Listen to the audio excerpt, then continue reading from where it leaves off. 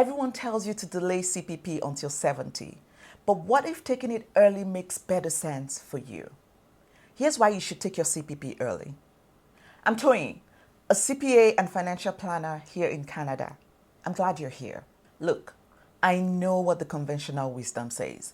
Delay CPP, get 42% more. It's simple math. But most of that advice assumes you're willing to gamble on living into your 80s and ignores some real reasons why taking CPP early might be the right call for you. So today, I'm making the case for CPP at 60 or 65. Not because delaying is wrong, but because the delay CPP narrative has become so dominant that people feel guilty for even considering taking it early.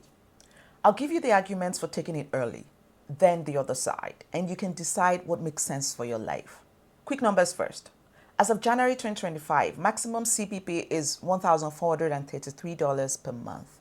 The average Canadian gets about $900. At 60, you take a 36% reduction.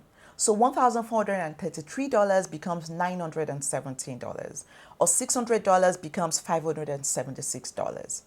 At 70, you get a 42% boost. So $1,433 becomes $2,034, or $900 becomes $1,278.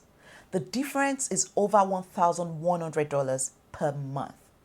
Big number. But let's talk about why you might take it anyway. Reason 1, health concerns. If you have serious health issues, a chronic condition, or a family history of early death, waiting until 70 might not make sense for your situation. Only you and your doctor know your health reality. Taking CPP early means you actually get to benefit from the money you've contributed your entire working life. Reason 2, financial need. If you've been forced to retire early, don't have substantial savings, or need income to cover your basic expenses, waiting simply isn't an option. Taking CPP at 60 gives you a guaranteed income floor right away. It keeps the lights on, it puts food on the table, and lets you maintain your dignity without depleting whatever savings you have. Reason 3, lifestyle preferences.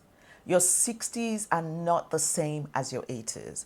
At 60, you can travel, hike, and do the bucket list things you've been dreaming about. By 80, even if you're healthy, your energy is different. Taking CPP at 60 means more money when you can fully enjoy it.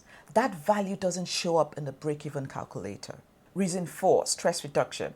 Delaying CPP means living off your RRSP and savings for 10 years. What if the market crashes when you're 63? What if you need a new roof at 67? What if inflation runs higher than expected? For some people, the stress of watching their savings drop every month isn't worth the promise of a bigger check at 70. Taking CPP at 60 means guaranteed income now. You can be more conservative with your investments. You sleep better at night. Now, let me give you the other side. Counter 1. Most of us will live longer than we think. Today's 65-year-olds live to 87 on average, and half will make it past that. If you make it to 90, the difference between starting at 60 versus 70 could be $150,000 to $200,000 or more. Counter 2. The estate value break-even is much sooner than you think. If you delay CPP and use your RRSP from 60 to 70, you do it tax efficiently. You withdraw when your income is lower, no CPP yet, so you pay less tax and avoid OAS clawback. As a financial planner, I find that if you die at 71 or 72, just a year or two after starting CPP at 70, your estate is often worth the same or more than if you'd taken CPP at 60. The tax savings offset what you've spent. The real break-even isn't 82, it's often around 71. Counter 3. CPP is longevity insurance. CPP is guaranteed for life and indexed to inflation. Delaying means up to 41% of your income comes from guaranteed sources versus only 25% if you start at 60. If you're worried about running out of money at 90, delaying CPP is one of the simplest ways to protect yourself. So which is right? Take CPP at 60 if you have serious health concerns, you need the income now, or you want to maximize your active retirement years. Take it early if the uncertainty of drawing down savings for 10 years feels too risky.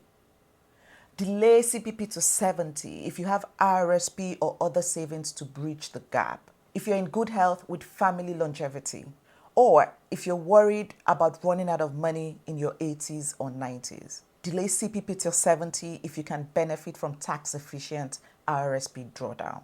Consider 65 if you want the middle ground. You're comfortable with a break-even age around 74. These are the questions to ask. Question 1. What does your health look like? Be honest about your family history and current health status. Question 2. Do you need the income now? Can you actually afford to wait 10 years? Or would that create financial stress? Question 3. What are your retirement priorities? Travel and adventure or staying local with lower expenses? Question 4. Do you have other guaranteed income? If you have a company pension, taking CPP early is less risky. If CPP is your only pension, delaying gives more security. Question 5. What keeps you up at night? The thought of dying early without collecting, or the fear of living to 95 and running out of money? Here's the bottom line. The delay CPP advice isn't wrong, but it's not right for everyone. If you're in good health with savings to bridge the gap, delaying makes sense. But if you have health concerns, need income now, or prioritize enjoying your earlier retirement years, taking CPP at 60 or 65 is perfectly reasonable. The most important thing is making an intentional decision based on your health, finances, and values, not just because a calculator told you to wait. Request your CPP statement of contributions from Service Canada to see your personal numbers. I'll see you in the next video.